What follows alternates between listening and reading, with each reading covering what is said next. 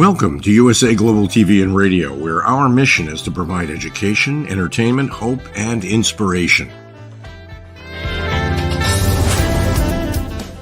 USA Global TV and Radio connects you with experts and audiences all around the world every single day to help you succeed in business and to live a richer life. Visit us at USAGlobalTV.com to learn about career and life-changing training and mentoring programs like the Listening Mentor. Subscribe to our newsletter to stay informed about our special programs and offers. Discover how you can become a guest on one of our shows or a host or producer of a USA Global TV and Radio show of your very own.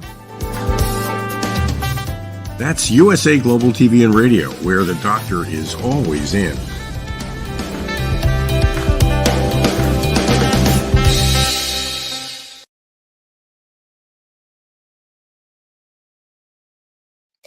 Hello, everyone. Happy Friday. Happy Friday.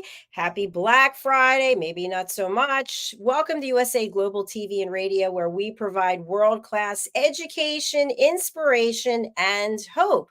I'm Dr. JACALYN KERBECK, and it is an absolute pleasure to be here with you today for our exciting next episode of Coexistence and Sustainability with Pet Psychic Amina.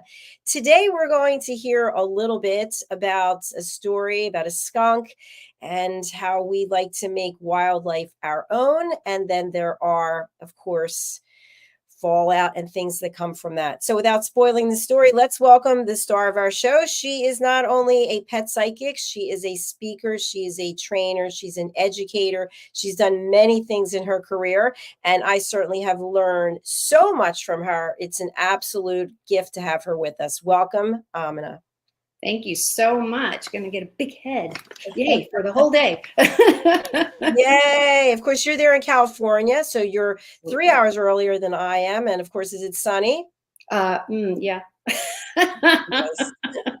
It's kind of the normal thing. We'd wish we'd have more rain. That would be really, really great. But we're all going to, get out there and stop polluting, and it'll come. It'll come. For sure. And for folks who missed our episode last week, we talked about what your plant's leaves are telling you. So please go over to our YouTube channel and check that out. USA Global TV and Radio. You can find all of our episodes. I think 143, Amina. Yeah, can you believe it? It just went by so fast. It really did. Big number. And I'm so excited to come to the 200 and the 300 and the 400. Because I don't think I'm going to live that long to those ages. But, I'm good with the channel. And what I hope people go away with is a new way to do something that they've procrastinated about it and or thought they couldn't do it. I am the MacGyver. If you know this reference, then you're in good company age-wise of saying, let's do it well, but there might be a different box that we can check or a way to get us to do it. Why do people not get their cats or dogs spayed and or neutered? Dr. JACALYN, you got any guesses on that one? Because they don't understand what can happen as a result of not doing it. Absolutely. And then they're stuck with 7 million babies, and then they're trying to ship them out, or they run away, or God forbid the mother dies and there you have babies on your hands. There's just a million things that can go right and wrong. But if we're not taking responsibility for slathering the planet with overuse, humanity, if I had to pick one thing, and I'd love to hear your vote on this, but I think we're probably in sync, we are the quintessential wasters. We buy, we throw, we buy, we throw, we buy. There's a million things that don't need to be in a package the way we package them. And people just don't recycle. It's better, easier than ever before to recycle. It is so much easier than you and I when we were kids, when our parents didn't even know what that meant. It's like, you want to what? And you had to drive it all across town because there was one in the whole town of 50,000 people or whatever to recycle. And everybody had so much to do because they were probably all riding bikes to get to work, right? Come on, I have to make some age jokes and get in there. And it's like, yeah, I don't think my dad was taking all 5 of his kids on a bike to get to school. Yeah, I agree with you. Something I just want to share. I happened to take a peek at another show that we have. It's called Royally Rich Lifestyle Show, and there actually is an episode coming up with King Charles. He turned 75, and he's advocating for elimination of wasting food. Think about how much Ooh. food is wasted. Yes. And we're going to be talking a little bit about food in this episode today, because I know that you saw something that involved a skunk coming to someone's home and they started to feed the skunk. And then what transpired? Actually, everybody's terrified of a skunk. Nobody wants to smell that bad. Even if you've never, ever smelled a skunk, let me tell you, it's bad. It's really bad. Now, I've not been personally sprayed. I worked in a wildlife sanctuary, as I've mentioned many times, and one of the animals that I was teaching education, meaning I would go to classrooms and different educational groups, or they would come to us, and I was the teacher of the skunk and explaining it. Now, skunks are wonderful, cuddly, wonderful things. They're not made to be in your home. It doesn't matter if you remove it's like a bladder where the smell comes from, and they'll still put your tail up. Maybe nothing comes out, but they're not meant to be domesticated. It would be like us domesticating a lion, a tiger, a giraffe, all of these things that are not really built for the way we put things together. So you got to be careful. Got to be careful out there. Now, it is tempting, not for me per se, but it is tempting. I would think, especially if you have children and the children are learning about animals, they're learning about the ecosystem and the planet. Oh, there's a cute little bunny. Let's name the bunny. Let's give the bunny something to eat, maybe a little carrot.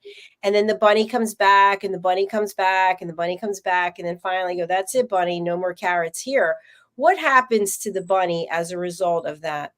Well, and I'm going to expound on your example, because so many, you're talking about rabbits, you're talking about snakes, you're talking about animals, raccoons, all of these, and even lions. We're going straight up.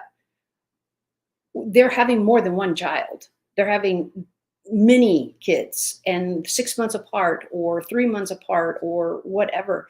So they're bringing all their family to say, hey, look, I got a food source that's reliable. I get food all the time.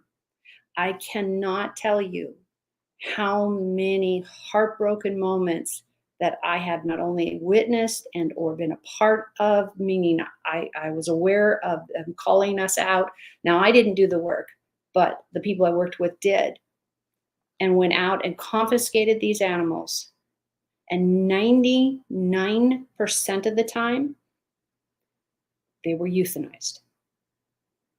Do you have any idea, Dr. JACALYN, why would a rescue center and or the city council, whoever makes those decisions and says, no, sorry, this animal cannot be rehabilitated and it needs to die?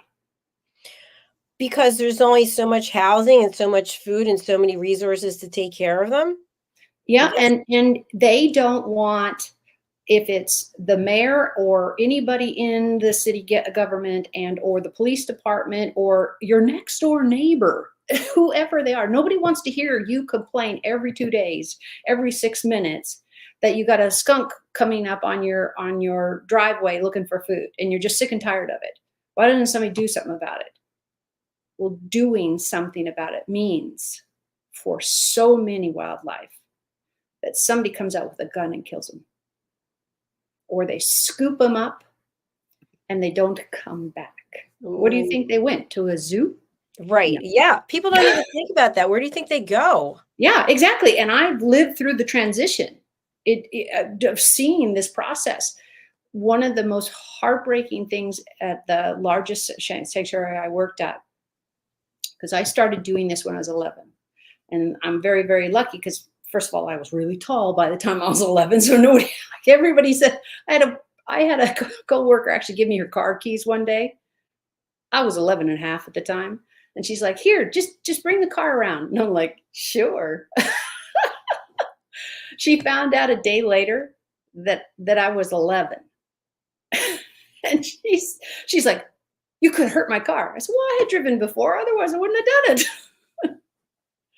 But you want to think about, what else don't you know? What else are you not aware of? And what you're not aware of is, the saying goes in my industry, a fed bear is a dead bear. Where does that come from? Yeah, it's a great jingle, but it's literally true. If you live in a place, I lived an hour away from bear territory. So heard about it all the time. People would leave food out, or they'd forget, and then they'd start feeding the bears. The bears would bring their babies, et cetera, et cetera.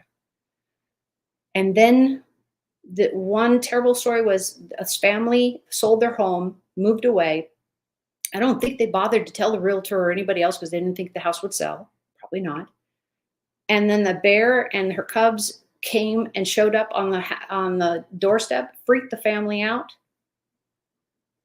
The whole family was killed because they were considered unrehabitable, retrainable from their habituation to people. And that only has one resource on who's responsible and who should take ownership of that death. Dr. Jacqueline, you know what I'm going to say. Let us have it. Us, people, humans. We have created the catastrophic loss of our oceans, loss of our trees, loss of this, because it was always about what I want, what we want, what my family should have, what, I don't know, add any kind of crown you want on the end of that statement. But hopefully, with what you and I are trying to do on this show, and I really, really appreciate you letting me go on and on, all back and forth, and saying, I'm not here to say it's your fault, you're a terrible, horrible person. I want you to know that, yes, there's accountability, but there is so much we can do now to change. We have time to start today, because we can't start tomorrow. Everybody's like, oh, we'll do it next year, or we'll do it next year. We'll stop getting gasoline and or petrol out of the ground, and the dinosaurs already, donated it, blah, blah, blah. No. Today is the day. What could you do differently? Dr. Jacqueline, I want to ask you, so that we both are accountable. What do you do that you feel you're helping your side of the car, your side of the street, our little abodes we have, those we have control over? What do you do that contributes to a better life? Thanks for asking this, because this is not planned, but I have written, and with some other people as well in certain situations, an entire series of children's books to teach them about sustainability, about pollution, about coexistence. So that's our Lady Ella book series, and that's really important to me to help children and their families. I completely forgot about those. You're right. And that's why I love, spirit, and your heart takes you in a conversation, and ours definitely too, because we have titles on ours. I want to say a caveat. I'm sorry, some of them don't match what we actually talked about, because we're very passionate, and you and I have a very great synchronicity of a heart and work. So see, I didn't know I needed to ask about that, Lady Ella, and I've actually read the first 2 books. You were actually in hold on, let me get it. You were in the second one, Lady Ella's ABCs of Listening. You're Blossom the bee. I don't know if can you see the bee? I can. There you go. They're adorable. There's Blossom. Yeah, they're adorable. And we need those. We need those little honeybees. Thank you. There you go. And we need the honeybees. People are so much afraid of whatever. And I get it. Having an allergic reaction to anything, much less a bee or whatever, a dog bite in the saliva or whatever it is, that is to be honored. But what I'm asking is to be brave in your moment and say, okay, we need honeybees, so I need to not spread the raid or actually own any of it and or poison anything. Because if you like flowers and you like watermelon and you like, I don't know, food in general, grains, anything, then guess what? You're going to need to be really, really, really close and buddy with the honeybees. So for me, right now, I talk about this all the time. I'm in a condo and I'll have a patio, very small one, big enough to put quite a few pots as far as my family is concerned. And right now, I have a lot of blooming plants to support all the winter's gone, and we're going to get all my honeybees back, and they're going to have something to call food and home. And I know because I'm not spraying them with chemicals, so I am not doing other things. And what happens, Dr. Do you know what happens if the bees don't come, or what they do when they do come? Do you understand the path and what their job is? Well, their job is to go to the one flower and get the pollen, and then I believe they go from flower to flower, and then they take it back to Yeah, they're constantly, it's just puffy. If you've ever touched pollen, it's the stickiest, puffiest little stuff, and it gets stuck on their legs. It's quite adorable for us who love it, and it just goes from flower to flower. That's the combination of good health. It's the same thing is if you want to, let's say you want to have deer, and many people eat and capture deers, and there's herds that are now marketed and that type of stuff. But what happens when their meat is no good is because the animal wasn't fed healthy grass and a diet that is either multiple pieces of things. For example, for humans, I don't know about you, but I don't really want to live on peanut butter only. That doesn't sound very yummy. So you need fruits, vegetables, grasses, all of these things, grains, and you need to get out and go for a walk and drink some water. Not just milk or not just juice, none of this. Animals and bugs need the same thing, a diverse plethora of things to eat. So right now, my concentration on my plants are flowering blooms.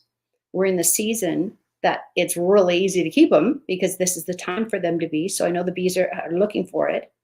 I put my plants in places where I don't take the risk of bumping into them and getting them injured or killed or whatever. Because if they sting me, they die.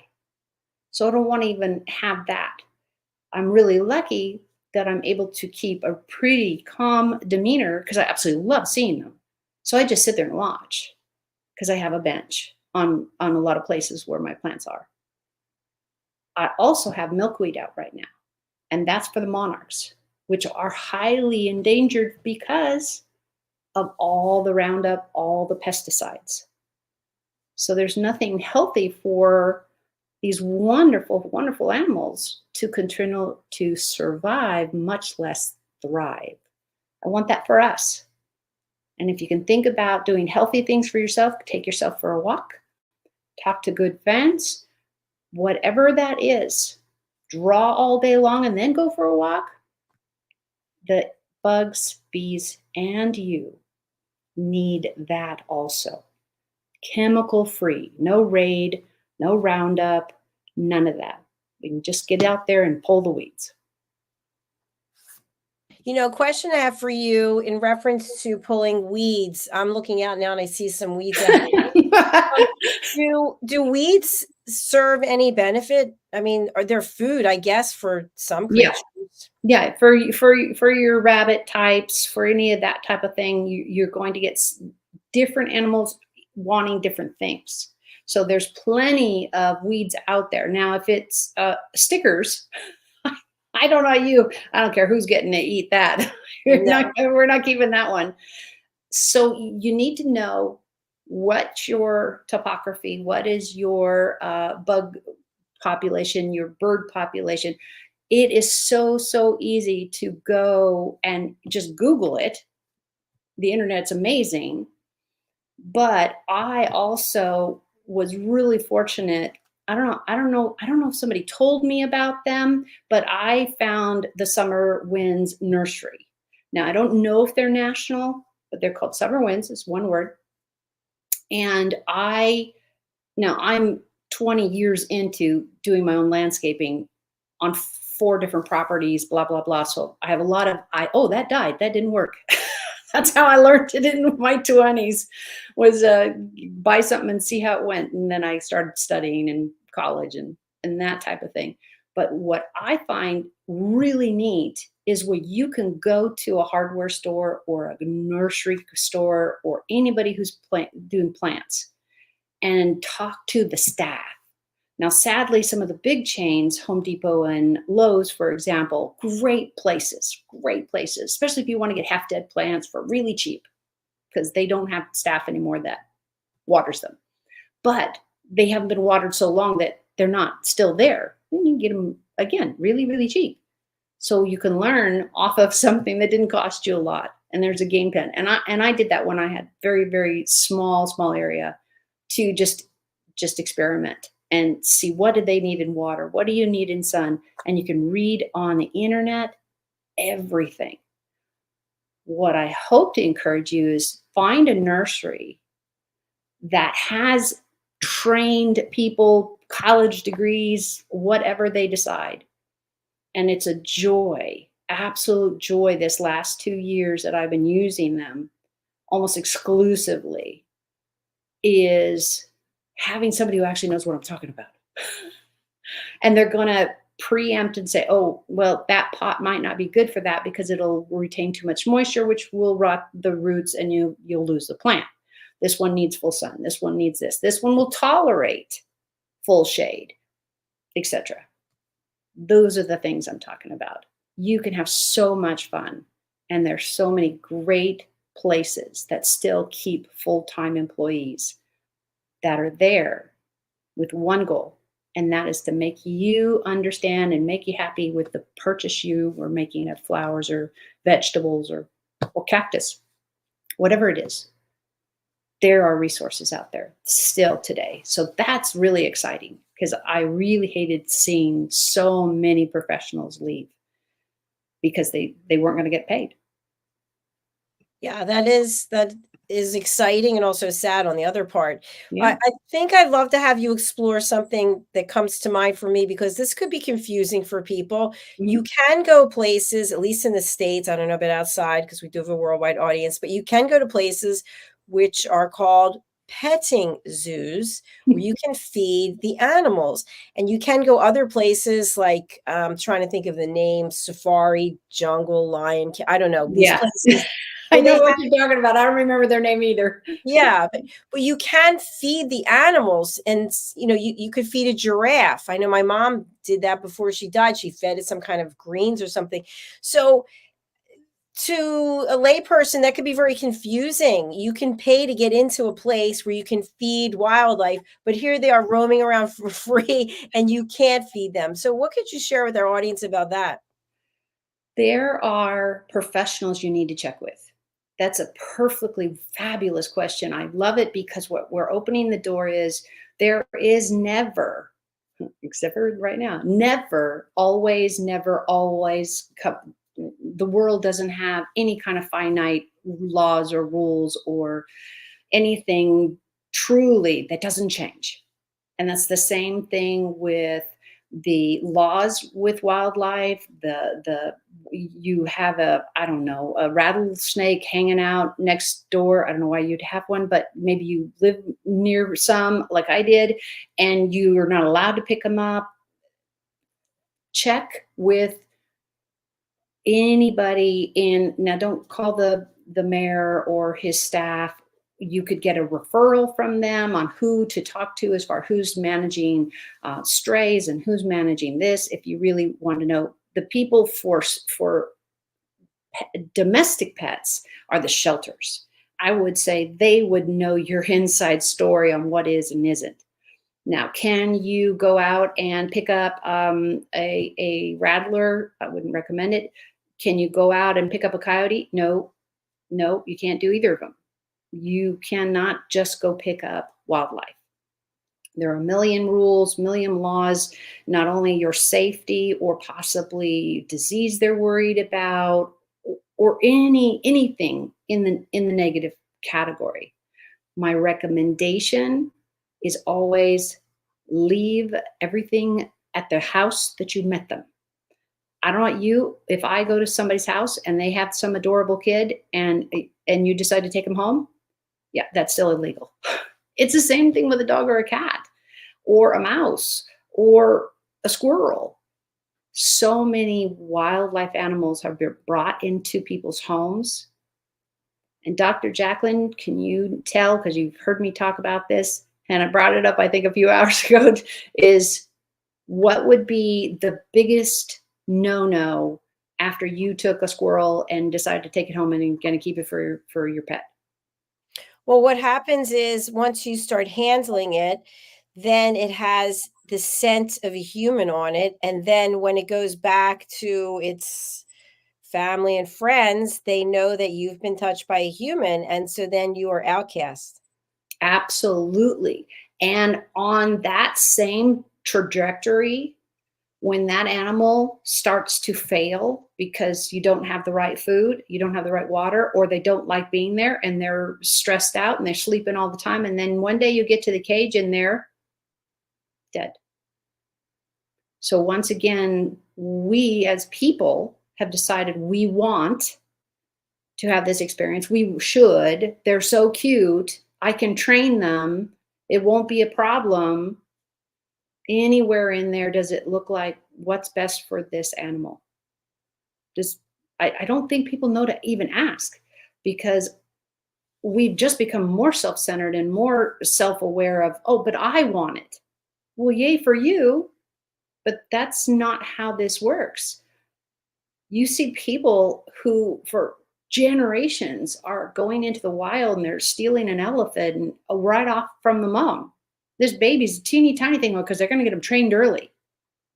Like, there are statistics out there of how many wildlife have been confiscated, put back in the wild and died, or have been looking at people's homes and they got a lion sitting next to them on a couch. I don't think that's where that was supposed to. Have you seen their paws? I have. They're not made for couches. So remember, it isn't about us. It should be about what's the greater good for everybody. So my encouragement is love everybody, but from a distance where it's safe for both of you to coexist. Put flowers in that you love and know the honeybees are going to come. They're going to get the pollen stuck on their little bottom and they're going to make more flowers for you. They don't do it on purpose. I don't want you to have this, oh, well, you got to come and do this. No. If you put out the right incentive, the right flower, the right time of year, the right amount of water, whatever that is, they will come. They will come on their own. It is frustrating. It's hard. It's sometimes you want to not wait and you want to go buy a box of butterflies. That's okay, but it's not the natural path that animal would have taken, or that way that you're not getting the full experience and you're not learning the patience that obviously this choice that you've made to do is there to teach you. Now, on the opposite side, okay, we're talking about feeding wildlife. Mhm. What if you just decide to take it upon yourself? Now, every state, we're talking about the United States, every state's going to be different, but you decide, I don't want that possum here anymore. I don't want that raccoon here anymore. I am just going to do something to get rid of it. Now, I mentioned to you that here in Florida, the iguanas are considered a nuisance because they're destroying people's homes. And so you are able to humanely get rid of them, which means you're going to torture them. They're not going to suffer. But I don't know of any other animals or creatures that you're allowed to do that with. Now, of course, different parts of the country could have nuisance issuances as well. I don't know. But if that's not the case and you just decide you don't want it anymore, you can get into some type of trouble, can't you? Oh, absolutely. For like example, in the United States, you have Fish and Wildlife, and you have rangers throughout the parks, national parks, local parks, whatever they are. And they have gotten better. I don't know where we are on the scale of better, so I'm just going to use that as a middle ground on having them be the policing section. Because if you get actual police officers coming, either they're not trained to do this or they're not capable of it, and just shooting a deer with a full rack that's running at them because they feel that their life's in danger. These are all uneducated choices. We have to choose education, each of us. If you want to really have a snake, there's got to be at least 1,000 types of snakes out there. So the question is, well, what and how and what food and what do they need? And if you decide you're going to go on a 6-week vacation every year, who's taking care of it? Who takes care of your dog, your cat, your parrot, your bird? They all need different things. So it is up to you to do the homework, do the research. Don't just go by and say, I'll take that. I don't know about your area, but I cannot find one pet store that has actual pets in it. Now, if you go to some of the big chains, you can get them seasonal. So you'll find kittens or you'll find birds or something like that. But we're talking Petco and really big time places, not small. You don't have the small mom and pop stores, that at least not in anywhere I have seen or been in quite a long time. But I grew up next to one. And I'll tell you, my mom wanted to know where I was at the pet store. And it's probably was as big as my living room. But they had all these animals. What you have to understand is, let me make this very personal to each of us. If you're going to eat ding dongs and pizza and soda and whatever else, and that's your entire diet, how do you think your hair and skin is going to look? Crappy. It's not going to look good at all, because you're going to have more oils, or you're going to have more this, or it's going to limp or whatever. Animals are the same way. If you're going to take on an exotic, a lizard, a gecko, a starfish, I don't know how would you get one of those, but I'm sure somebody has one. You better have read up a lot on resource for the food, how to eat it, how to feed it, how to cut it up, and how fresh does it have to be. There's so many animals that only eat live prey. That's really, really important. And you think, oh, it's no big deal, I'll just make it frozen. Well, there's reasons for that. And you need to read up on why that animal needs live prey. It's an enormous life changing and life losing if you don't go in this on purpose. Yes, we've all probably, us that love animals, have rescued animals here and there. We have 2 cats that my daughter and I did not go out and get, but they're the perfect set for our family. We didn't know that before they came, but the people who had them needed to rehouse them desperately, and we were able to step in, and it's been the best thing we've ever done. Is that always true? Absolutely not. Absolutely not. I've had to rehouse one of my cats when I was in college, because she just was too destructive while I was gone. And she needed more attention that I couldn't give. You have to go in thinking about what happens. What do I do? How do I study? Go and work in a shelter so you know how to pick up poop and throw up and go and pet the animals, whatever they're allowing you to do. When you have on the ground experience, not just book learning, it really, really will help you in just deciding what is a good path for you. And you'll have a better idea of how to judge an animal when you go, let's say you're going to see puppies And the owner says, oh, they're fabulous, they're wonderful, the mother's so wonderful. And all you see her do is growl or walk away, but you don't really have any contact with her. And you have to believe what you hear, of course. And then guess what? You get them home and they end up having skin mange or this disease or that disease, or they have a personality problem that is not acceptable because you have a newborn baby. What do you do? So you need to have plan 1, 2, and 3. And education, experience with other animals, volunteer at the shelters. Please, please, please. Those animals so badly need love. So badly need love. And so many times that's exactly what they are asking you to do. Not necessarily cleaning the cage, which would be a big help to the staff who don't get paid very much. But if you can go in and hug cats and hug dogs, I can't see anything bad about that. But what you're also doing is a greater good. An animal who's known love from people instead of abuse will make someone a great pet. And that's what you're doing. You're teaching them that people can be calm and can be loving and take them for walks. And what else could we ask but to at least love?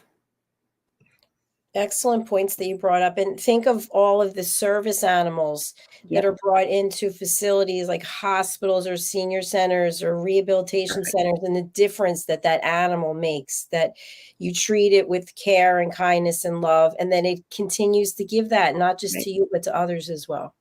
Well, and if you've never experienced them bringing in, I did this with my shepherd. I would bring them into the convalescent home, and then just the whole energy, everybody walking by, oh my gosh, oh my gosh. Now, he was a German shepherd, but he wasn't terribly big, but he was beautiful. He was a beautiful purebred that we had rescued. Everybody in the wheelchairs, and everybody's it was like, whoa. And luckily, he was raised with 2 small children.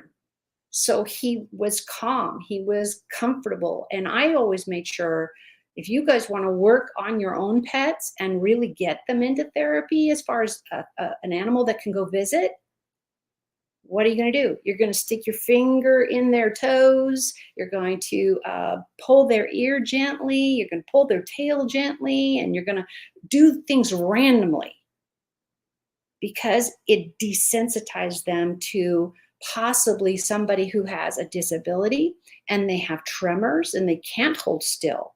So the dog doesn't get all freaked out about being pet like this over and over and over, because maybe that's what they have, is some kind of motion problem.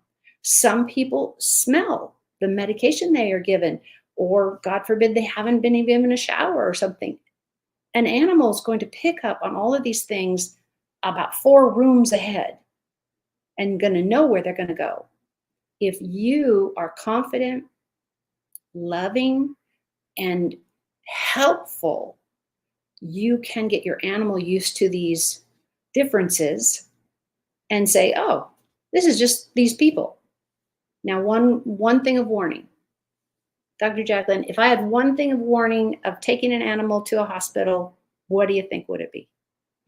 Make sure that it has a chip in it. No. That is very true, but you're going to have them on a leash and usually on a harness, because that's better than the neck. You really muck up their throats. It is really important to have them sound proof. And I mean like a drum.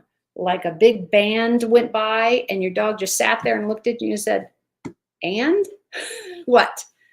Because having an animal, this will also bleed into the way you behave. Having yourself and your animal calm and accepting of whatever's going to happen with, oh, that's what we're doing. God forbid, let's say you're visiting an elderly person or something and they lose continence. They're standing up.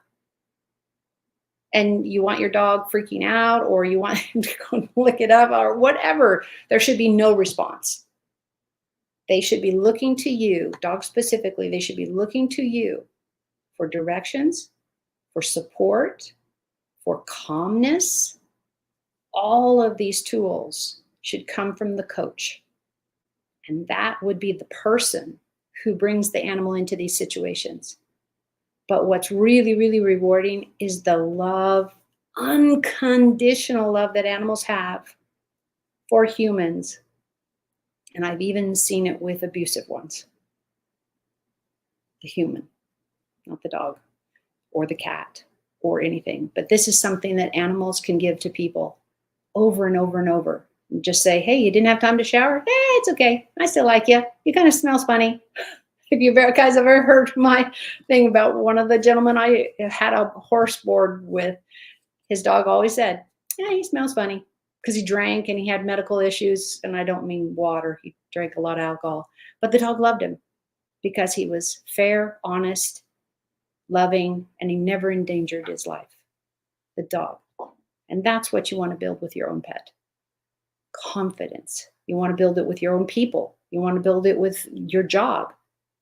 This is the same with an animal that's going to do any kind of therapy with anybody, your mother, your grandmother, or a facility of people you don't know.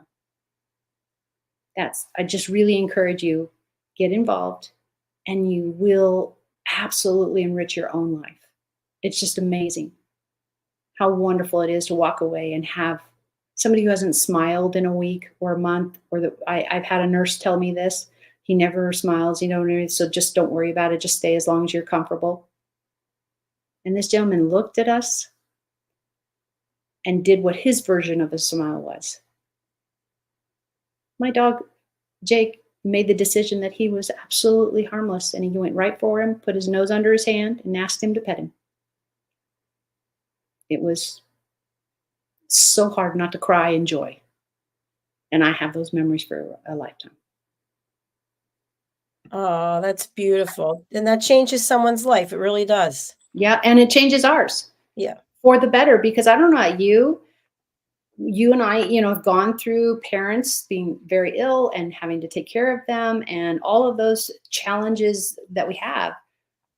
But the person I am today, after both my parents have been gone for somewhat time, I'm so glad I did it.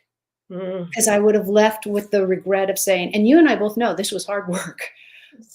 I remember having to take my father, he'd just kill me if he was alive, and I told this, to the restroom. And he came from, a generation, where you had boundaries with women, much less your children. And I thought it would break him. But he had to go so badly that we got through it. But I had to be really, really quiet and careful about offering it to him too often or pushing it, because it was so humiliating for him to have his youngest child help him go to the restroom. And I could see that and I could feel that. And so remember, meet your animals where you find them and help them get to better places. It's the same thing with people. Help them get to better places. Don't make it. Don't force it, because then it doesn't belong to anybody. Wow. Such profound words that you just shared there. Huge. Huge. And once again, we're taking away so many things. We started at one place, we went to another place, we came back to this place, but it's all good. I think the key takeaways for me are that while we might be well-intentioned, sometimes we're coming from our ego and we're not doing actually what's best for the planet, or we're not doing what's best for the particular animal. And we think we know everything. And we do. We do, but we don't.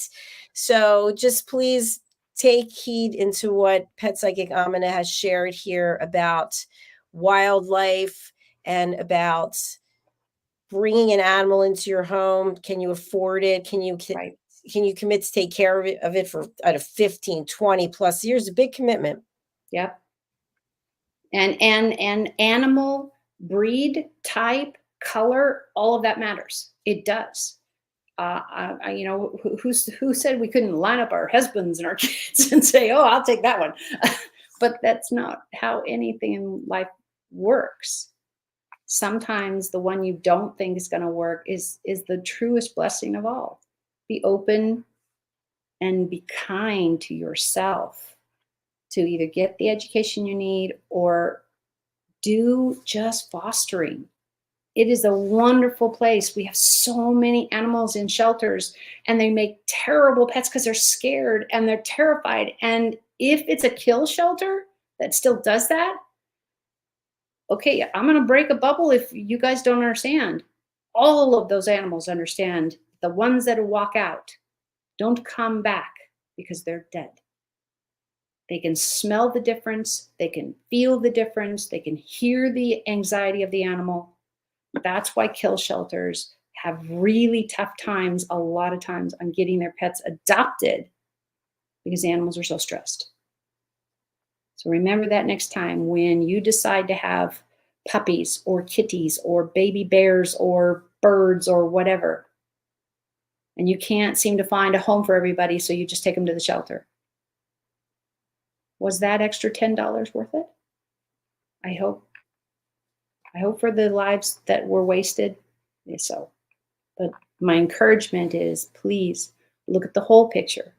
If you don't know what the whole picture is, talk to somebody that is a professional in that field. And that's what I'm trying to share with you today. And so you have, and you've done it extremely well. Thank you. Pet Psychic Amina, you have a number of services to offer to people, and you have contact information, which is here on this banner. But for people who can't read the banner, how can they reach out? What's the best way to connect with you? Simple. I made it really, really simple. My website, bridgingworlds.us. Everything is there. All my links to Facebook and LinkedIn. Those are the only two platforms that I regularly post at. On Facebook, you're going to get tips and circles and all that.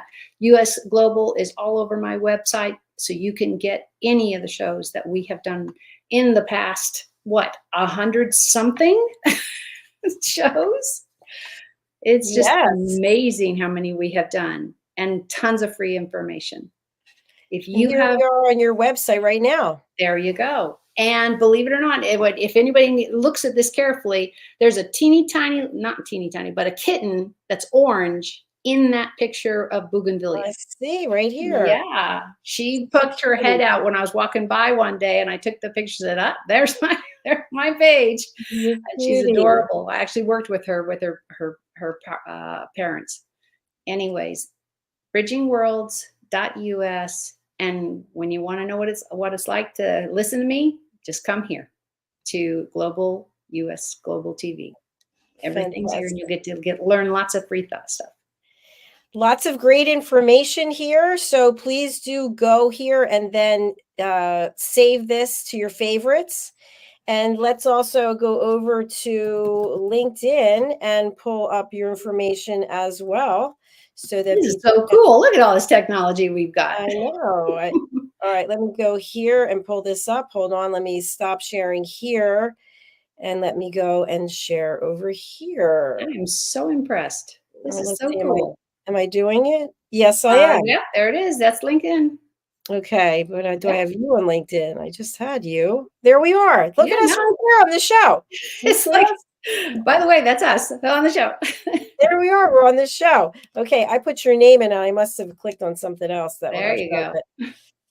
Okay, so here we are. Do we see this? Yes, we do. Banner. Okay. So that here's little white puppy is in France, has been in France with my daughter for the last 3 or 4 years, and he's another rescue.